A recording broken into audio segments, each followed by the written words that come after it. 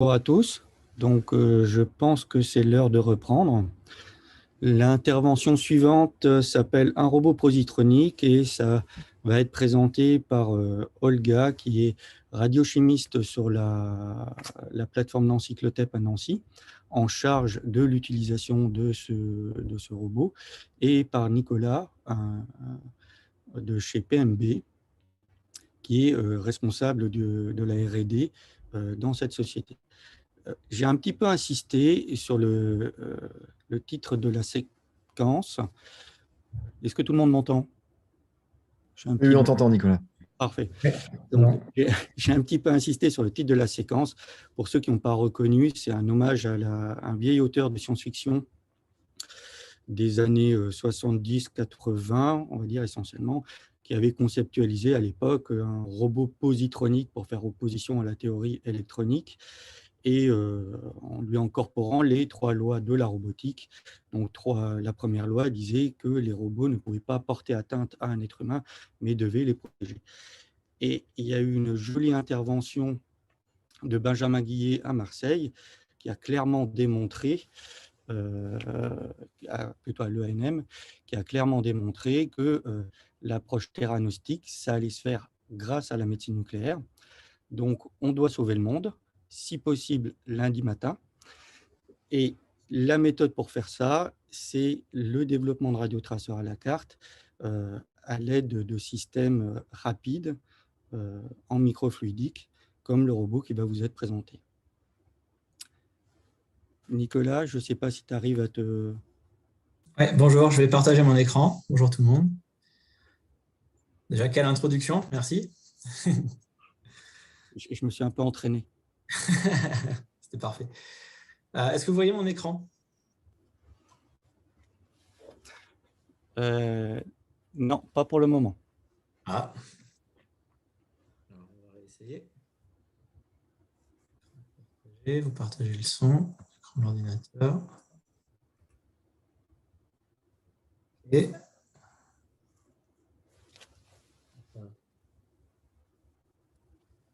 est-ce que c'est mieux? Oui, on y voit bien là, hein. Oui. Super, merci. Donc voilà, merci à tout le monde d'être là. Donc pour l'instant, c'est Nicolas qui va parler, c'est moi. Et tout à l'heure, Olga va prendre la parole un petit peu. Donc, le robot positronique chez PMB n'a pas un nom aussi sympa, il s'appelle Imagine. C'est ce dont on va vous parler un petit peu aujourd'hui. Donc, Imagine, je vais vous expliquer un petit peu au début à quoi ça sert et qu'est-ce que c'est. Vous verrez que c'est composé d'un cyclotron qu'on appelle ImageTrace, d'une radiopharmacie automatisée. Je pense que c'est peut-être ce qui va plus vous intéresser avec ImageDev. La radiopharmacie automatisée s'appelle ImageLab. On a un module de synthèse qui s'appelle ImageDev. Et le LIMS, c'est un nom... ça n'a pas de nom commercial encore, c'est encore en développement, mais vous verrez, ça, je pense que ça peut vous intéresser. Je vais commencer un petit peu par Imagine. Qu'est-ce que c'est? À quoi ça sert? Donc, comme le disait Nicolas tout à l'heure, on va sauver le monde lundi. C'est peut-être un petit peu court, mais en tout cas, on y travaille. En tout cas, ce qu'on voit, c'est qu'aujourd'hui, la médecine de précision et la RTIV sont en plein développement et s'appuient énormément sur l'imagerie moléculaire. Et pour cela, on a un besoin croissant de radiopharmaceutique qu'on appelle à la carte. C'est-à-dire que le règne du tout FDG, on l'espère, derrière nous. Et ce qui est flagrant, c'est que le système actuel de distribution n'est pas conçu pour distribuer toute la variété des traceurs qu'on pourrait envisager et qui seraient utiles pour cette médecine de précision et la RTIV. Donc ça, c'est un premier point. Un deuxième point sur le contexte, c'est que la technologie actuelle des enceintes blindées pourrait être celle qui est utilisée aujourd'hui par les Curium, les 3A et compagnie. C'est une super techno, mais elle n'est probablement pas adaptée pour être installée dans tous les centres cliniques de France et d'ailleurs, parce que c'est compliqué à utiliser, c'est compliqué à installer, ça coûte très cher. Et donc à PMB, on s'est dit que ce qui pourrait être intéressant, ça serait de trouver, grâce aux nouvelles technologies actuelles, un moyen de produire non plus peut-être des batchs, des gros batchs de FDG comme c'est le cas aujourd'hui, mais plutôt de produire plein de petites doses à la demande d'une variété de radiopharmaceutiques. Donc c'était le concept de base au début, et c'est là-dessus qu'on a travaillé, et c'est ce que je vais vous présenter aujourd'hui. Donc, la radiopharmacie automatisée, en gros, on peut la découper en quatre blocs, vu de chez nous. Donc, on a ce qu'on appelle le cyclo, qui sert à produire les radioisotopes et ces radioisotopes qui sont transférés à la radiopharmacie. On a la radiopharmacie à proprement parler, qu'on veut automatiser et qui, selon notre définition, fait tout de la synthèse à la mise en seringue. On a également tout ce qui est le contrôle de l'environnement selon les règles des GMP. Et on a également le QC, qui pour l'instant se fait selon les méthodes habituelles, mais qui, on l'espère, sera à terme automatisé également. Donc, PMB ne travaille pas sur le QC. Il y a d'autres sociétés qui font ça, comme Tracis ou LabLogix. Ils font ça très, très bien. Donc, on ne travaille pas là-dessus. Et on espère que leurs technos seront suffisamment matures pour qu'on puisse les intégrer à terme dans notre système. Et tout ça, c'est contrôlé par des ordinateurs qui contrôlent à la fois le process, donc vérifier que toute la production se passe correctement. Et également, vous verrez, il y a toute une partie assurance qualité qui va devenir très importante sur toute l'automatisation. Donc, juste pour mettre un petit peu des images et des noms sur ce cyclo, cette radiochimie et compagnie. Donc, Imagine, chez nous, c'est l'ensemble de ces deux machines. C'est-à-dire qu'on a Imagetrace, qui est un cyclotron. C'est un cyclotron de 12 MeV, on va le voir, qui permet de produire du fluor 18, du carbone 11, de l'azote 13, du gallium 108. On peut faire soit des doses uniques, en faisant des petits tirs très courts, à faible intensité, même des batchs. Le premier cyclo qu'on a installé, c'est d'ailleurs pour faire des batchs F18. Et il a été pensé pour faciliter la maintenance. ImageLab, c'est comme une radiopharmacie, si on veut, qui a été entièrement automatisée, qui permet de synthétiser et de produire des doses uniques. Et on est en train de travailler sur des petits batchs, donc ça serait des batchs de quelques doses, on va dire 5 maximum, d'une variété de traceurs. C'est-à-dire qu'en gros, chacun pourrait avoir l'ImageLab configuré un petit peu comme il veut pour produire, je ne sais pas, 5, 6, 7, 8 différents traceurs dans une même journée. Et ensuite, on a ImageDev, c'est ce dont va vous parler Olga tout à l'heure. Je ne vais pas trop rentrer dans les détails, mais en gros, c'est un module de radiosynthèse par microfluidique qui permet aussi de faire soit des doses uniques, soit des petits batchs. Et contrairement à ImageLab, là, on est vraiment sur un système complètement ouvert, donc qui est vraiment conçu pour faire de la mise au point de synthèse. Et on verra tout l'intérêt que ça a, sachant que dans tout ce qu'on fait ici, on parle de microfluidique, et vous verrez que ça a des implications. Juste pour vous montrer un petit peu à quoi ça sert d'un point de vue, enfin comment ça s'installe d'un point de vue macro. Donc l'image que vous avez en haut, je vais essayer de mettre un pointeur. Hop. Voilà. Donc, ce que vous voyez ici, c'est l'installation telle qu'elle est en cours à Nancy-Clotep, à Nancy, donc chez Nicolas Véran. Donc on va commencer par ici. Donc ici, c'est le local technique du cyclotron. C'est là où on a toutes les baies avec l'électronique, les échangeurs qui permettent de refroidir le cyclo. On va voir tout ça en image. Le cyclotron. Et ici, c'est la salle de radiochimie. Donc vous voyez, c'est relativement petit. La salle elle-même, elle fait 12 mètres carrés, je crois. Et ici, on a un petit local technique pour la radiochimie. Donc c'est juste ça qui permet de produire l'ensemble des radioisotopes et des radiopharmaceutiques, toute une variété de radiopharmaceutiques. Là, c'est une vue d'artiste. Donc là, c'est un peu les designers qui ont fait ça. Le cyclotron ressemble un petit peu à ça, effectivement. La radiochimie, pas encore. Mais ça vous donne une idée de ce à quoi ça peut ressembler si on pouvait voir à travers les murs. Donc en gros, ça nécessite environ 100 mètres carrés. Ça permet de produire des radiopharmaceutiques à la carte. Et l'avantage, c'est que tout ça, comme c'est relativement compact et facile à installer, ça peut être installé près d'une caméra TEP. Et donc, ça donne accès à tout un tas d'autres radioisotopes et donc de radiopharmaceutiques marqués avec ces radioisotopes, tels que le carbone 11, l'azote 13 ou potentiellement même l'oxygène 15. Le carbone 11, aujourd'hui, je pense que c'est très difficile de se faire livrer une dose de carbone 11. Si vous avez un cyclo, aussi compact soit-il, à l'hôpital, ça devient une possibilité. Et ça ouvre les portes à tout un tas de nouveaux radiopharmaceutiques et donc à des nouveaux diagnostics.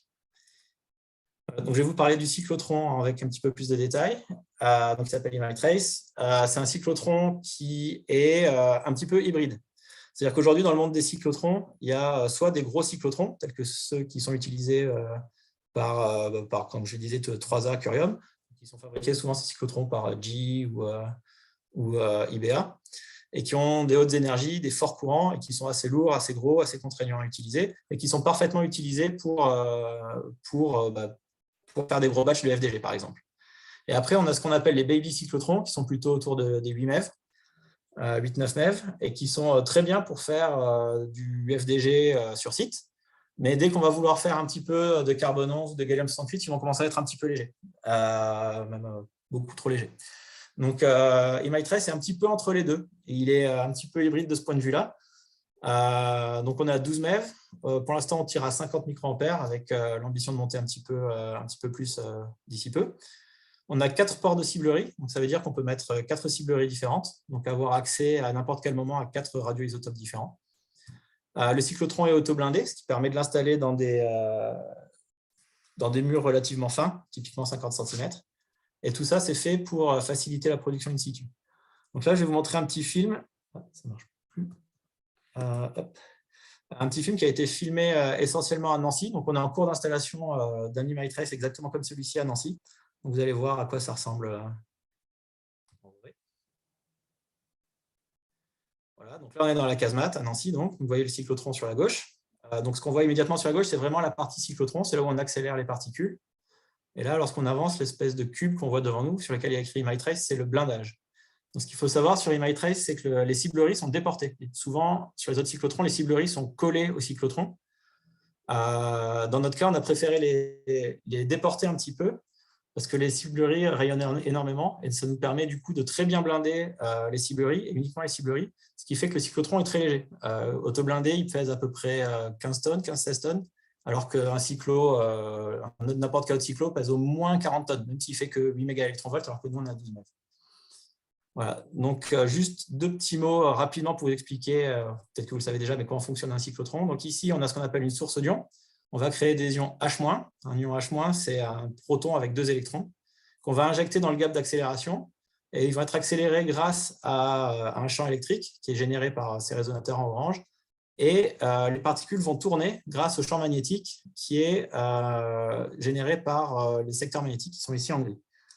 Une fois que les protons ont atteint une bonne énergie, on va venir enlever les 2 électrons qui étaient accrochés au proton et sortir un faisceau de protons ici qui va se diriger vers les cibleries et ainsi produire les radioisotopes nécessaires. Donc là, on regarde un petit peu plus en détail l'intérieur du cyclo. Donc le gap d'accélération est ici. Et ce qu'on voit ici à l'extérieur, ce sont les bobines qui servent à créer le champ magnétique. Dans notre cas, ce sont des bobines supraconductrices, c'est-à-dire qu'en gros, on charge l'aimant une fois en courant, en électricité, et après, on n'y touche plus. Et ça a 2 avantages, c'est que d'une part, c'est extrêmement stable, et d'autre part, ça permet de créer un champ magnétique qui est beaucoup plus intense que sur les bobines résistives, qui sont utilisées par la plupart des autres cyclotrons. Je vais faire une petite pause. Et donc, comme le champ magnétique est plus intense, ça permet de mieux accélérer les particules et donc de moins rayonner. C'est pour ça que sur notre cyclo, on a blindé uniquement les cibles et pas le cyclotron. Le cyclotron rayonne très très peu. En fonctionnement, on pourrait être à côté du cyclotron et on serait en début de zone verte. Voilà, donc toujours en parlant du rayonnement, ici on est au centre du blindage des cibleries. C'est là qu'on vient mettre les cibleries, vous les verrez après. Vous verrez, il y a toute une alternance de couches entre du tungstène, du PE boré, du plomb et ainsi de suite. Et ça permet d'atténuer tous les rayonnements qui sont soit des neutrons, soit des gammas d'assez haute énergie. Et donc l'idée, c'est que le débit de dose résiduel à l'extérieur soit assez faible pour avoir des murs de 50 cm. Ici, vous voyez les cibleries. Donc à droite, c'est une ciblerie de fluor 18, ça c'est une ciblerie de carbone. Je vais aussi faire une petite pause. Donc là, vous voyez, le faisceau arrive par ici. Et ici, on a des aimants, un gros dipôle électromagnétique qui permet de dévier le faisceau vers l'une ou l'autre des cibles qu'on voyait juste avant. Et c'est comme ça qu'on peut changer et on peut tirer 10 minutes sur une cible de fluor 18 pour faire une dose, puis 20 minutes sur une cible de carbone 11 pour faire une deuxième dose de carbone 11. Donc tout ça, c'est automatisé et ça se fait tout seul, c'est transparent pour l'utilisateur. Voilà, et ensuite tout ça, c'est contrôlé par tout un tas d'électroniques qui sont positionnées dans le local technique. Donc ça, c'est la BRF, c'est ce qui permet de générer la puissance pour aller accélérer les particules. Ici, c'est le contrôle-commande, c'est tout ce qui va gérer toute l'électronique du cyclotron, les aimants, les pompes, le vide, la source d'ions, l'extraction. Là, c'est la baie de contrôle-commande pour les cibleries, c'est ce qui va surveiller les cibleries, vérifier que les réactions nucléaires se passent bien, et aussi générer tous les transferts vers la radiochimie. Je vais revenir à la présentation. Donc les cibleries, un petit rappel de physique, mais je pense qu'il y en a beaucoup qui ont ça en tête. Donc aujourd'hui, ce qu'on sait faire avec notre cyclo, c'est du carbone 11, avec une réaction sur de l'azote 14, donc c'est juste de l'azote normal. Et après, soit on rajoute un petit peu d'oxygène ou un petit peu d'hydrogène pour faire soit du CO2, soit du CH4 en fonction de la chimie qu'on souhaite faire derrière, en fonction des radiopharmaceutiques qu'on veut faire. La demi-vie, c'est 2 minutes et le rendement à saturation, c'est à peu près 2 gigabecquerels. Le rendement à saturation, c'est ce qui vous donne une idée de la quantité d'activité que peut produire le cyclotron pour chacun de ces isotopes. Donc, on voit carbone 11, dans notre cas, on fait à peu près 2 gigabecquerels par microampère à saturation. C'est-à-dire que si on tire un temps infini, on aura pour 1 microampère de faisceau 2 gigabecquerels. En réalité, on ne tire pas jusqu'à l'infini, mais on peut sortir assez facilement aujourd'hui 30-40 gigas. On peut faire du fluor 18 en tirant sur de l'H2O avec de l'oxygène 18. Ça, vous connaissez bien. La demi-vie, c'est 110 minutes. On a un rendement à saturation qui est meilleur, ce qui permet de produire plus ou de produire la même chose, mais plus rapidement. On peut faire de l'azote 13 en tirant cette fois-ci sur de l'oxygène 16. La durée de vie, c'est 10 minutes. Le rendement à saturation, c'est 2,7 gigabecquerels, donc c'est très bien. On peut produire une dose suffisante pour un patient en quelques minutes. Et on est en train de travailler sur le gallium 68. Donc là, on tire sur une petite cible de zinc. La demi-vie, c'est 68 minutes. Et le rendement à saturation est un petit peu plus faible. Mais avec Isotrace, on peut produire à peu près 2 doses par tir. L'avantage comparé à un générateur de gallium, c'est qu'on n'est pas limité à une élution par jour. On peut tirer aussi souvent qu'on a envie dans la journée. Donc, si vous avez envie de faire 10 doses, il suffit de tirer 5 fois. Voilà, et là, vous voyez les cibleries, à quoi ça ressemble. Vous avez vu un petit peu dans la vidéo. Donc, on a une ciblerie pour tout ce qui est gazeux et une ciblerie pour tout ce qui est liquide. Voilà. Pour l'instant, le cyclotron est piloté via cette interface qui est relativement simple compte tenu de la complexité d'un cyclotron. Donc ici, vous avez un peu tous les paramètres et ici, vous avez un peu de diagnostic sur le faisceau, sachant qu'en général, on enregistre les réglages du faisceau une bonne fois pour toutes. Et puis, quand on veut lancer le cyclotron, on appuie sur un bouton, on récupère les paramètres précédents et ça tourne tout seul. À terme, l'idée, c'est que tout ça, ça disparaisse et que ce soit complètement transparent. Il y a un bouton on-off, on met juste l'activité qu'on va avoir avec le radioisotope qu'on souhaite avoir et c'est fini. Et on y est presque. Voilà, maintenant, je vais vous parler un petit peu d'E-MyLab. Vous avez vu ce qui se passait sur le cyclotron. On va parler maintenant de la radiopharmacie automatisée. Donc, juste pour vous situer, sur l'image de tout à l'heure, le cyclotron, c'était ici. Hop, on passe le mur, on arrive de ce côté-là, si vous voyez ma souris, où on est sur la radiopharmacie automatisée. Donc, le concept à la base, c'était de faire des monodoses ou des petits batchs pour s'adapter à la médecine personnalisée. C'est aussi, l'idée, c'est de faire tout un tas de traceurs de radiopharmaceutiques, donc qui soient marqués au fluor 18, au carbone 11, au gallium 108. Donc, tout ça sont des molécules qu'on peut faire. Et également d'avoir une production automatisée pour que ce soit à la fois facile à utiliser, parce qu'on ne peut pas avoir, tous les centres ne peuvent pas avoir 3-4 experts par centre, ça n'existe pas, tout simplement. Et également, ça a des avantages en termes de gestion des risques à la fois biologiques et radiologiques, puisque finalement, on rentre dans la salle une fois le matin, on met les consommables tant que tout est froid, et puis après, on quitte la salle pour la journée et tout est fait dans un environnement propre. Donc, encore une fois, on a des vidéos qui vont vous expliquer un petit peu comment ça marche et vous illustrer à quoi ça ressemble. Je vais lancer la première. À l'extérieur de la salle de production, l'opérateur lance la production. Pour vérifier, est-ce que vous entendez le son de la vidéo, s'il vous plaît? Oui, merci. Et suit son déroulement. Tous les matins, avant de commencer la production des radiopharmaceutiques, l'opérateur rentre dans la salle de production afin de préparer les filtres et les seringues nécessaires pour la production de la journée. Ces consommables sont déballés, assemblés et stockés au niveau de la ZPS dans la zone de classe A. Il peut être nécessaire également de remplir les solvants HPLC et de remplacer les consommables du module de méthylation. Avant le transfert de l'isotope radioactif, l'opérateur prépare la cassette et les fioles contenant les réactifs dans le guichet, puis la met à disposition pour le robot. Le robot installe ensuite la box sur le poste de synthèse, puis insère la cassette à l'intérieur de la box. La box étant considérée comme une mini-enceinte, elle est mise en dépression, puis un test d'étanchéité est réalisé.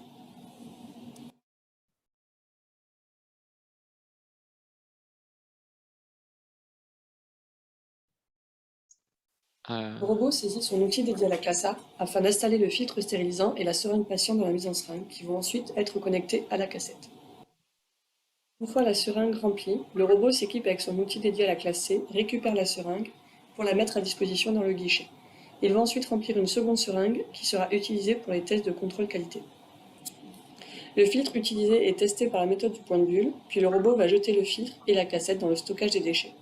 Ensuite, le robot va ranger la box sur son rack de stockage.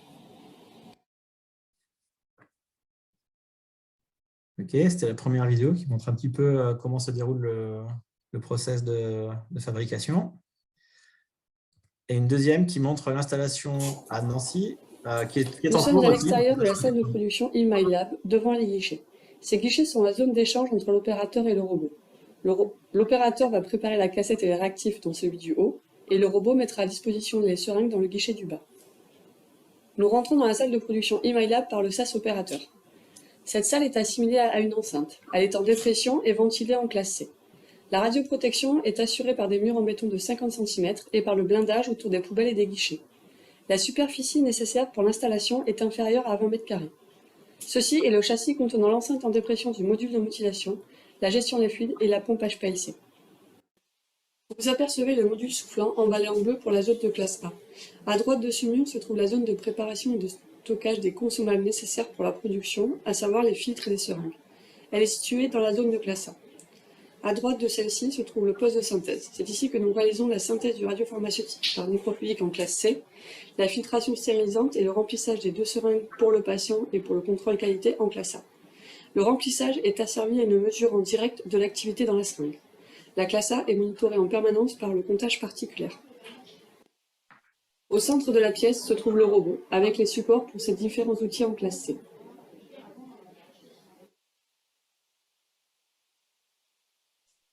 Différents racks sont présents pour stocker les modules de synthèse appelés box. Chaque box est dédiée à un radiopharmaceutique pour éviter les contaminations croisées. En dessous du dernier rack, vous apercevez le stockage des déchets solides, pour les filtres et les cassettes. Voilà, donc sur ces deux vidéos, vous avez vu, la première vidéo, c'est plutôt filmé au SHFJ à Orsay, le service du CEA, où l'installation est terminée. La deuxième vidéo, c'est à Nancy où c'est en cours. Donc, vous voyez un petit peu à quoi ça ressemble. Voilà pour cet aspect-là. Et ce que je n'ai pas dit jusqu'à maintenant, mais qui est une donnée importante dans notre système, c'est que du fait qu'on souhaite faire beaucoup de petites synthèses, pas forcément des gros batchs, on avait un intérêt technologique à passer sur de la microfluidique. Et réaliser une synthèse en microfluidique, ce n'est pas tout à fait comme réaliser une synthèse avec les procédés habituels en millifluidique, on va dire. Donc pour ça, on a développé un petit module qui s'appelle eMyDev, et dont Olga va vous livrer tous les secrets. Et donc sur eMyDev, en réalité, on s'en sert pour développer des scripts et mettre au point les synthèses sur la cassette microfluidique. Ensuite, on récupère les scripts qui ont été mis au point sur eMyDev et on les applique sur eMyLab de manière complètement automatisée. Voilà, donc eMyDev, c'est plutôt pour tout ce qui va être R&D, on va dire, et eMyLab, c'est plutôt pour tout ce qui va être clinique. Ce n'est pas exclusif, mais c'est comme ça que ça a été conçu. Et le trait d'union entre les deux, c'est cette cassette microfluidique dont Olga va tout vous dire. Et Olga, d'ailleurs, je te passe la main, si tu veux. Bonjour. Vous m'entendez? C'est bon? Oui. On t'entend. Okay. Bonjour tout le monde, je m'appelle Olga. Je suis ingénieure de recherche responsable du projet eMyDev en encyclotep. Donc, comme Nicolas vous avait dit, je vais vous ouvrir quelques secrets sur la microfluidique et la production de radiopharmaceutiques en R&D sur la cassette microfluidique eMyDev. Donc, pour commencer, quelques mots sur le terme microfluidique. Donc, les microfluidiques, ce sont des systèmes qui ont apparu au début des années 80. Ces systèmes manipulent des fluides et dont au moins l'une des dimensions caractéristiques est de l'ordre du micromètre. Grâce à ces avantages dont Nicolas vous avait parlé tout à l'heure, cette technologie a trouvé son application dans la radiochimie.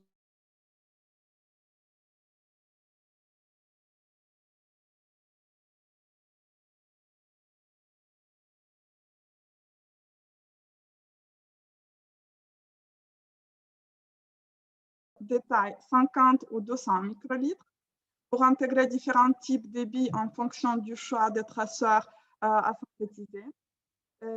Elle possède également une chambre réactionnelle qui fait 300 microlitres, dans laquelle on peut chauffer jusqu'à 135 degrés.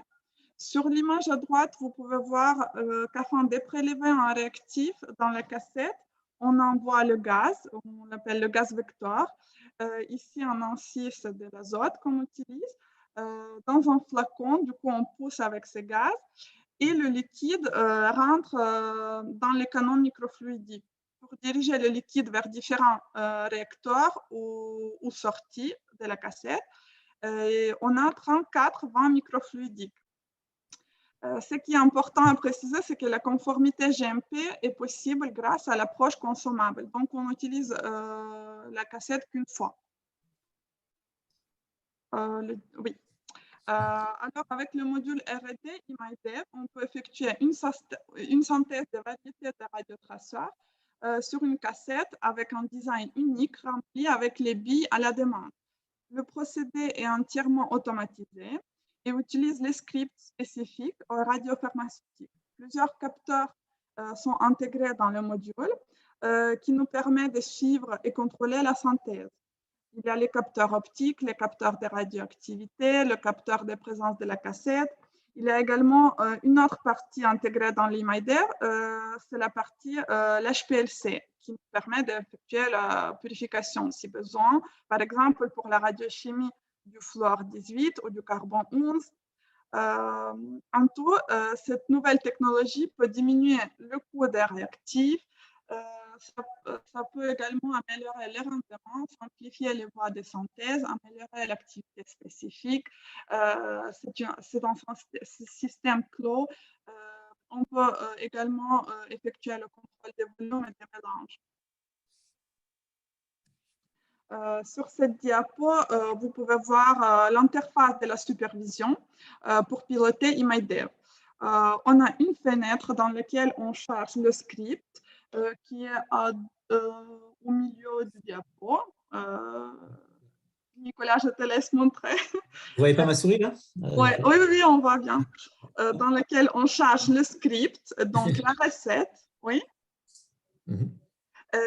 Ensuite, après le clamping de la cassette, il nous suffit juste de cliquer sur Start et le logiciel commencera à exécuter chaque ligne qu'on a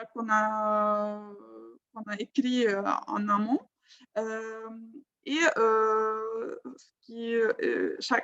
Chaque ligne décrivant une certaine action nécessaire dans la radiosynthèse. Sur le chemin microfluidique, à gauche en haut, voilà, on peut voir l'ouverture et fermeture des électrovents qui sont reliés au flacon et des vents microfluidiques qui nous permettent d'envoyer le liquide dans différentes parties de la cassette. On voit que ça s'allume en vert quand on a les vents microfluidiques ouverts, par exemple. Sur l'onglet Graph, qui est juste en bas, bon, je ne l'ai pas présenté, mais c'est l'onglet qui nous permet d'observer en temps réel, par exemple, l'accrochage d'activité dans différents réacteurs sur les billes. L'opérateur peut suivre et contrôler le procédé.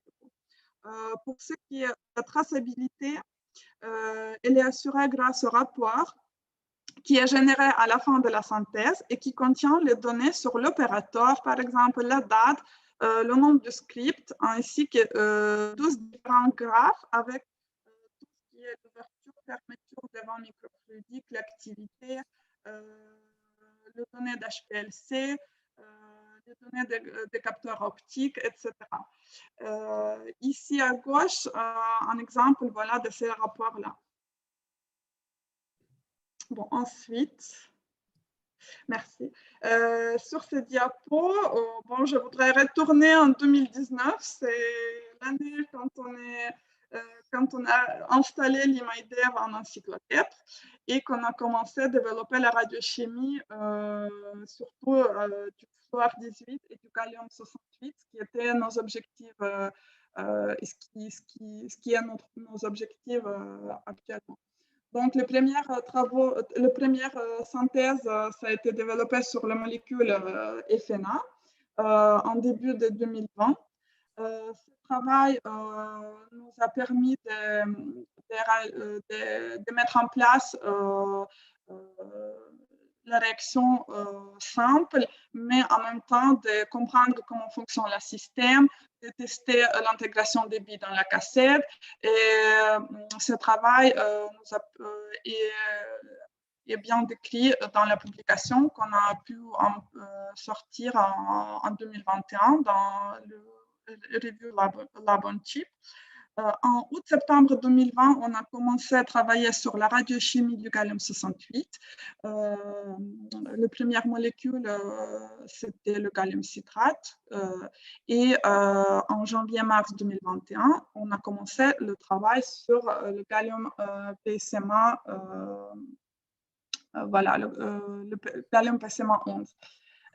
En juin 2021, on a pu présenter certains de nos résultats au congrès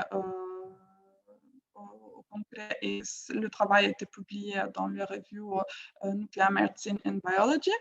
Et du coup, actuellement, on est vraiment en train d'optimiser la synthèse du 68 gallium PSMA sur la cassette microfluidique PMB. Donc, comme vous le savez tous, j'imagine, le gallium PSMA 11, c'est un agent diagnostique du cancer de la prostate dans l'imagerie. C'est une molécule compagnon dans l'approche theranostique dont Nicolas vous avez parlé, ce qui représente un réel intérêt de la microfluidique, c'est parce qu'on développe plus en plus de molécules compagnons pour justement répondre aux besoins de theranostique. Bon, on peut passer, je pense, sur les diapos suivants. Donc, d'abord, quelle est la différence entre la radiosynthèse conventionnelle et microfluidique? À gauche, vous pouvez voir une cassette du kit pour faire du gallium-68 PSMA sur le module TRASIS, et à droite, représentation de la cassette PMB. Pour pouvoir manipuler des microlitres avec une cassette, il faut effectuer une concentration des millilitres d'activité qui soit du générateur ou du cyclotron. C'est la première chose qui diffère en fait les deux stratégies. Pour ça, on a intégré un support solide dans le réacteur qui fait 50 microlitres, le R1. Ensuite, il faut trouver un éluant qui va nous permettre de décrocher cette activité concentrée dans le petit volume avec un très faible volume d'éluant. Ensuite, cet éluant est envoyé vers un mélangeur où il est mélangé avec un précurseur. Il faut bien contrôler la composition et le débit de ce mélange afin de bien remplir la chambre réactionnelle à R2, qui est la chambre principale, où on peut chauffer et qui fait 300 microlitres. Du coup, notre volume total ne doit pas dépasser ce volume. Contrairement aux 6 millilitres, par exemple, qu'on utilise par exemple sur le module TRASIS. À la fin, sur un support solide dans un microréacteur R4 qui fait 200 microlitres, on élimine le gallium libre, on fait l'extraction sur le support solide et par la chambre de formulation, on récupère la radiopharmaceutique. Donc, OK, si on regarde plus en détail ces différentes étapes, je pense qu'on peut passer sur le diapo suivant. Pour effectuer, par exemple, une concentration d'activité sur les billes d'échange cationique PSH+, ou MCX, on a effectué plusieurs tests. L'activité initiale qu'on a utilisée était entre 50 et 450 MBQ dans un à 1 millilitre, dans un à 5 millilitres. Cette activité a été accrochée sur le R1 avec une efficacité supérieure à 95%. On contrôle cette étape avec un capteur d'activité situé en face du R1. Ici, sur le graphe, c'est la courbe bleue que vous pouvez voir. C'est comme ça que l'opérateur contrôle chaque étape de synthèse. Généralement, cette étape dure environ 30 secondes pour 1 millilitre d'activité et jusqu'à 2 minutes pour 5 millilitres. La méthode de Müller a été appliquée, qui se base sur l'application des sels de sodium acidifié, chlorure de sodium acidifié, a été appliquée pour réaliser une élution en faible volume. À gauche, vous pouvez voir tous les réactifs qu'on utilise. Bon, ça va être répété sur chaque diapo. Voilà, le vial A et C, c'était le vial principal, on va dire, avec l'éluant et le précurseur. Le reste, c'est soit pour le rinçage, soit pour le décrochage du produit final. Ensuite, donc l'étape clé de la synthèse du PSMA ou d'autres traceurs en microfluidique, c'est de contrôler la composition et le débit des mélanges réactionnels. Parce que, pourquoi c'est important? Parce qu'on envoie simultanément l'éluant et le précurseur vers le réacteur R2. C'est les voies marquées en orange, voilà, et qui se mélangent dans le M12, qui est notre mélangeur, pour aller vers R2, la chambre réactionnelle, sur le schéma. Vous pouvez, pour vous donner l'ordre du débit sur cette étape, par exemple, quand on met environ 250-200 millibars sur A et C, sur les deux voies principales, on remplit le réacteur avec le débit de 20 microlitres par minute, par seconde. Ça veut dire en 15 secondes, notre réacteur est rempli, est full. Donc ensuite, plusieurs tests du coup ont été effectués en froid, on va dire, sans activité, juste des remplissages, afin de maîtriser bien cette étape. Ici, une petite vidéo de l'un de ces tests. Voilà. Vous pouvez voir le remplissage du R2.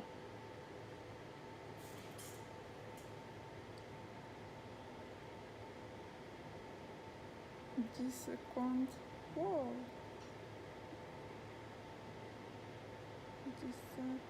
17. On t'entend compter, Olga. Ah, désolé, je ne savais pas que ça ferait avec moi. Voilà, c'est le test qu'il faut faire des fois pour compter des secondes vraiment. Bon, une fois le réacteur est bien rempli, on passe à l'étape suivante. Voilà, qui est le marquage. Du coup, le chauffage à 95 degrés durant 1 minute a été appliqué pour faire le marquage du PSMA. La courbe bleue sur le graphe au milieu représente en fait l'activité qui est rentrée dans le R2. Ici, la différence des niveaux d'activité, il ne faut pas trop s'y repérer parce que ça dépend du calibrage des capteurs. Voilà, du coup, c'était pas sur le réacteur R2, c'est pas calibré de la même manière que sur R1. Mais on voit que voilà, on a le plateau du coup de l'activité est bien rentré dans le R2. Comme vous pouvez voir, environ 28% d'activité reste accrochée sur R1 et ne participe pas dans le marquage. Bon, ça, c'est l'étape sur laquelle on travaille encore parce que tout dépend des volumes. Comme je vous avais dit, on est vraiment limité en volume, en débit. Il faut bien contrôler plusieurs choses et bien trouver les conditions optimales pour avoir 100% d'activité qui rentre dans R2. Ensuite, la dernière étape consiste en accrochage du gallium-68 PSMA 11 brut sur le C18 ou HLB, suivi par rinçage et l'élution du produit final avec 10% d'éthanol dans du NaCl. Ici, sur le graphe, on peut voir qu'on n'a pas observé de perte d'activité. Si on regarde la courbe verte, par exemple, donc l'étape s'est plutôt bien passée. Finalement, pour analyser la distribution d'activités résiduelles, du coup, on part sur le diapo suivant. pour analyser voilà, la distribution d'activités résiduelles sur une cassette après la synthèse, après une manip. On a utilisé l'imagerie Cherenkov. Pour vous, pour ceux qui ne connaissent pas ce qui c'est l'effet Cherenkov, l'effet Cherenkov se produit lorsqu'une particule chargée se déplace dans un milieu avec une vitesse supérieure à celle de la lumière dans ce même milieu. Si ce seuil est dépassé, on observe alors une émission des photons optiques. Ici, c'est marqué en bleu, appelé rayonnement Cherenkov. Et voilà, ces rayonnements qu'on a les moyens de détecter ici en encyclotech. Et sur l'image d'une cassette, on superpose l'image d'une cassette avec une image du rayonnement. Et on peut bien voir que dans les canaux, on n'observe pas l'activité résiduelle. Par contre, on observe l'activité qui reste accrochée sur le réacteur R1, qui n'était pas élué, donc, et sur le réacteur R4, sur l'étape du décrochage après la purification. Ici, cette activité résiduelle dans ce test particulier était environ 20%. Sur d'autres tests, ça n'a jamais dépassé ces 20%. Si on parle du rendement de synthèse, je vais vous donner le chiffre qui fait le rendement total à partir de l'activité qu'on injecte sur les modules, sur la cassette. On ne parle pas de l'activité initiale qui a participé dans le marquage. Du coup, pour l'instant, on est arrivé à environ 50% du rendement total. Le contrôle qualité correspondait bien aux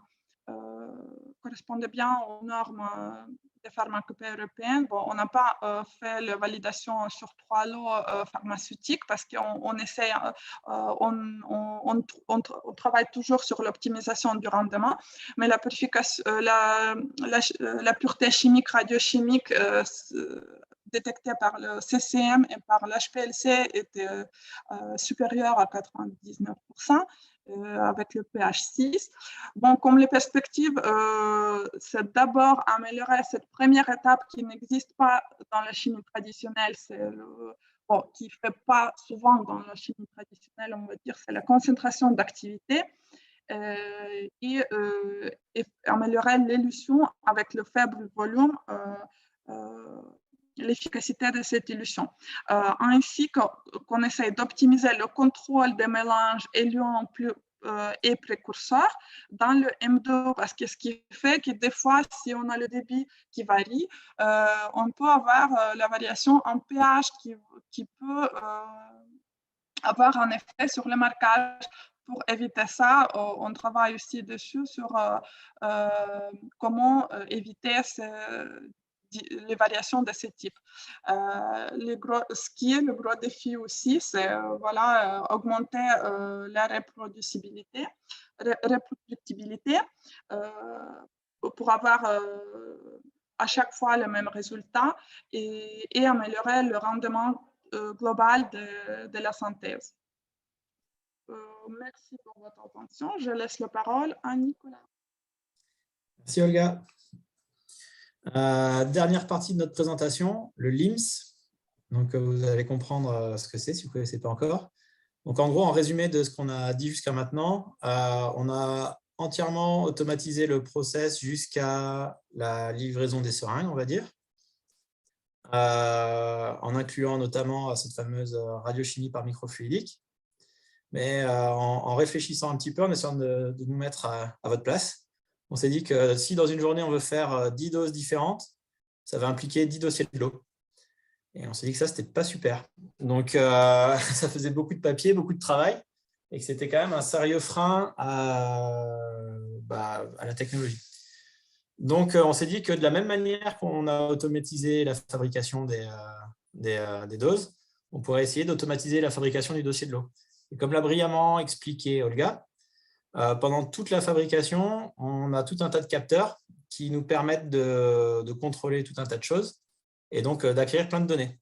Donc, c'est ce qu'on voit un petit peu sur ce schéma-là. Donc, on a créé une architecture qui est un petit peu compliquée comme ça, mais en réalité, c'est relativement simple. On a une brique qu'on appelle le LIMS. Donc, le LIMS sont des logiciels qui existent déjà aujourd'hui dans le commerce. Ça veut dire système de gestion des informations d'un laboratoire, quelque chose comme ça à peu près. Et sur lequel on peut venir connecter à la fois le cyclotron ImageTrace, la radiochimie ImageLab et le QC. Et donc, l'utilisateur va juste, sur une interface, dire moi, je veux faire une dose de ci pour telle heure avec telle activité. Le système va se configurer tout seul, tout fabriquer tout seul. Bon, quand même, il va falloir venir à un moment récupérer la dose pour le QC et l'injecter dans le QC. Tous les résultats du QC vont partir directement au LIMS. On va compiler le dossier de l'eau et le radiopharmacien pourra venir et libérer l'eau ou pas. Donc, l'idée, c'est que tout ça soit entièrement automatisé et qu'on n'ait pas besoin de remplir tout un tas de papiers à la main ou qu'on n'ait pas besoin d'utiliser je ne sais pas combien de logiciels différents pour gérer tout ça. L'idée, c'est que vraiment, on a un rapport qui arrive à chaque production, un rapport automatisé et préparé tout seul. Et pendant qu'on réfléchissait à ça, on s'est dit, mais en fait, on a tout un tas d'informations qui nous permettent de faire tout un tas de choses qui peuvent être utiles. Donc, par exemple, ça nous permet de gérer tous les comptes et tous les droits d'utilisateurs pour tout le monde, ce qui nous permet de gérer tous les audit trails. On peut gérer tous les plannings de production, les stocks. On peut configurer toute l'installation. Donc, vous l'avez vu dans ImageLab. Selon les radiopharmaceutiques qu'on souhaite produire, on va utiliser différentes boxes. Donc, tout ça, ça va être configuré un peu automatiquement grâce à ce logiciel. Donc, on automatise la fabrication, c'est ce dont on a parlé beaucoup au début. On va gérer le batch record tout seul avec une signature électronique. On va gérer tous les procédés et les fiches d'instruction de travail. On peut surveiller l'environnement, la gestion des sources, le suivi d'activité sur site. On peut avoir tous les relevés particuliers qui peuvent être envoyés là-dessus, donc avoir des rapports enregistrés et qui peuvent être sortis comme on veut. Et tout ça sur une même interface. C'est pareil pour la gestion des calibrations, la formation du personnel et compagnie. Donc, en gros, ce serait un seul outil qui permettrait de gérer un petit peu, on l'espère du moins, toutes ces différentes tâches qui sont nécessaires aujourd'hui. Voilà, donc ça, c'est en cours. Ce n'est pas encore tout à fait prêt, mais c'est qu'une question de temps. Et voilà, c'est là-dessus que je voulais terminer. C'était juste pour vous expliquer un petit peu ce que le robot positronique pourrait faire pour vous et en quoi on espère que ça va changer un petit peu la vie d'une radiopharmacie. Si vous avez des questions, déjà, je reste là encore pendant aussi longtemps qu'il le faut.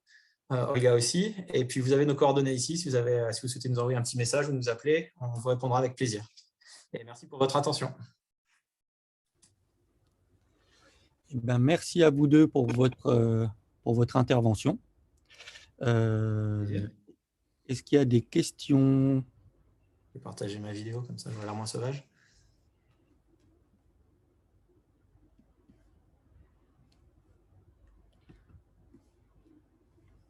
Alors, du coup, je vais commencer. Moi, j'en avais une. Le temps d'une synthèse, au final, il est de combien? Ça dépendra du radiopharmaceutique. Le plus rapide, tu connaîtras mieux que moi, Olga, mais c'est le FNA. Par exemple, pour les traceurs comme le FNA, gallium citrate, qui sont simples à synthétiser, c'est de l'ordre de 6-7 minutes. Et pour le traceur comme le gallium PSMA, quand on doit passer par plusieurs étapes, plusieurs chambres, on est plus dans l'ordre de 20-25 minutes. Quand on reçoit vraiment le produit à la fin, qu'on peut sortir. Et je voulais rajouter aussi, en Nancy, pour l'instant, les tests sur le gallium-68, on effectue avec le jeu du générateur. Mais bientôt, on espère de pouvoir faire des tests aussi avec le gallium qui sort du cyclotron. Et du coup, ça sera peut-être aussi un peu plus rapide grâce aux liaisons directes avec le cyclotron. D'accord, merci pour l'information. Ouais, Frédéric, moi j'avais une petite question du coup, parce que donc ces technologies, en vrai ça vend du rêve, hein, là, on est gentiment vieux. Question par contre sur les relations, on va dire, potentiel avec la NSM quand on va faire un DME en se servant de ce genre de technologie?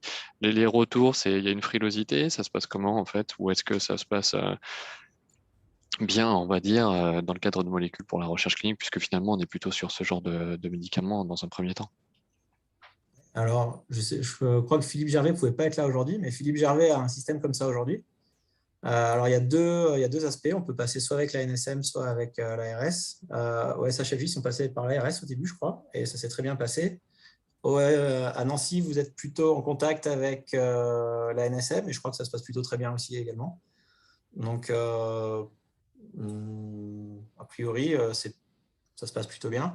Ce qu'on voit, c'est qu'il y a quand même pas mal d'avantages du fait que tout est automatisé. Il y a beaucoup moins d'interactions, mais beaucoup moins les mains dans les machines en réalité. Et il y a beaucoup moins d'opérations manuelles. Donc, ça va un peu dans l'essence des GMP où on essaye d'automatiser, de faire tout ce genre de choses-là. Et ça réduit les risques. Donc, je pense qu'ils sont quand même sensibles à ça. Voilà, je ne sais pas si ça répond à votre question. Pour l'instant, ça se passe correctement. Il n'y a pas de raison que ça change. Ok. Et toi, Nico, vous avez des contacts avec notamment avec Madame Cheval notamment par rapport à tout ça, ou comment ça se passe? Je sais pas si. C'est un petit peu embryonnaire pour le moment. Comme tu le sais peut-être, ici, le système qui a été prévu pour le cyclotron, c'était de le placer dans le cyclotron dans un environnement industriel. D'accord. C'était, j'avoue, la question que j'avais derrière, parce qu'effectivement, c'est hyper intéressant. Mais dans un premier temps, de par les autorisations actuelles, on se focalise forcément sur la recherche clinique. Est-ce que vous pensez qu'ensuite, on pourra avoir ce genre de dispositif, d'équipement dans nos radiopharmacies et faire, voilà, avec la question des AMM, vu qu'on ne peut pas être à la fois EPU et établissement industriel, est-ce qu'on doit évoluer vers des structures de radiopharmacie indépendantes et, on va dire, susceptibles de produire finalement tout ça, ou est-ce que c'est la réglementation qui va évoluer pour permettre l'installation de ces équipements et de produire ce qu'on veut à la carte?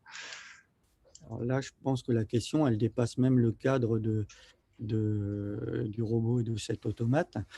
Je ne sais pas s'il y a des gens équipés de cyclotrons, mais j'ai un petit peu échangé notamment avec Toulouse et a priori, il y a quand même une demande des industriels pour obtenir des slots de production pour les nouveaux radiotraceurs.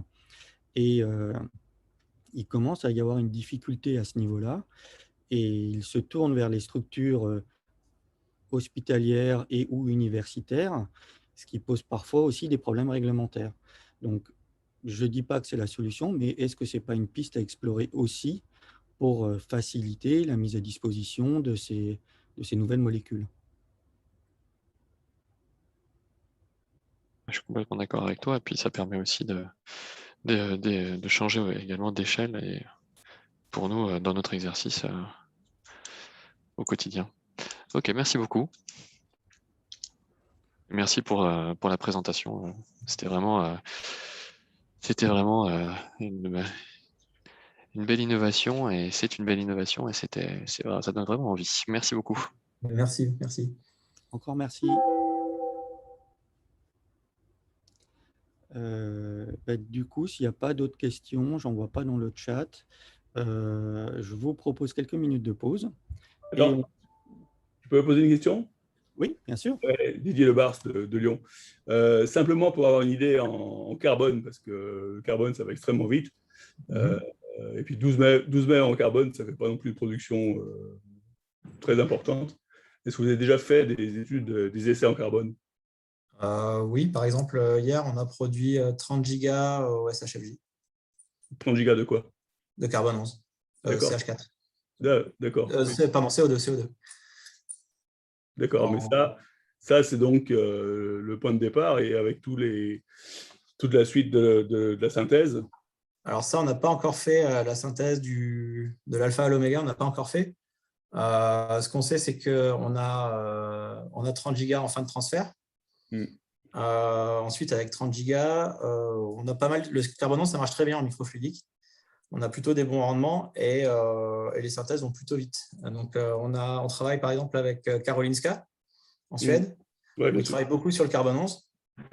Et là, ils ont plutôt des rendements autour de... Enfin, sur les molécules sur lesquelles ils travaillent, ils sont plutôt autour de 70%, autour de 20 minutes. Donc, avec 30 gigas, on est large. En corrigé ou pas corrigé? En corrigé. Ah oui. Donc, à la fin, il te reste une seringue, il faut aller vite, quoi. Et l'autre question que j'avais, c'était votre seringue. Ouais. La seringue, le contrôle de qualité se fait en même temps que vous avez préparé la seringue? Alors, en réalité, on prépare 2 seringues. On prépare une seringue qui est pour le patient, une seringue qui est pour le QC. Et donc, le patient, vous ne pouvez pas l'injecter en QC? Non, ça c'est pareil que c'est la même règle que pour tout le monde. Hein. Il faut Oui, passer. bien, mais donc ça fait du temps en plus. Exactement. Qui vient décroître. Exactement. Et un QC, ça dure facilement 40 minutes. Donc on a 2 demi-vies. Si le QC dure 40 minutes en carbone, il faut oublier. D'après nos calculs, ça passe. Après, on a de la marge. On a sorti 30 gigas, mais honnêtement, on pourrait tirer plus. On a fait 30 gigas en tirant à 20 micros.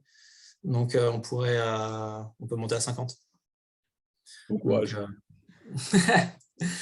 Merci.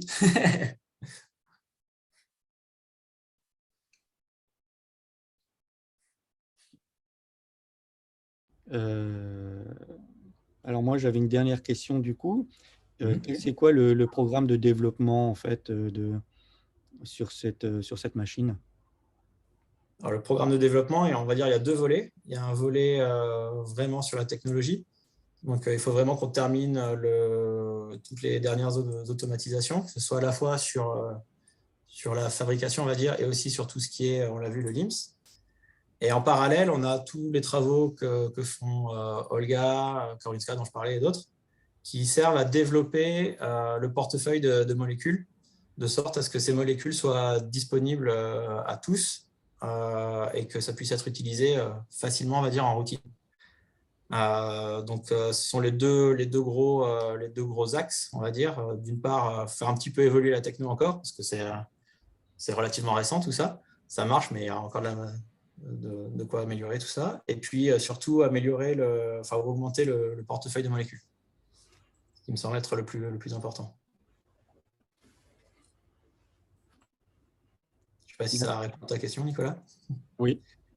Parfait, merci. Est-ce que quelqu'un a une autre question? Non? Eh bien alors cette fois, je propose qu'on fasse vraiment la pause du coup et qu'on se retrouve. Donc, c'est la suite, c'est les scoops de l'ENM à 15h30. Merci tout le monde, merci encore. Merci encore et à tout à l'heure pour les autres.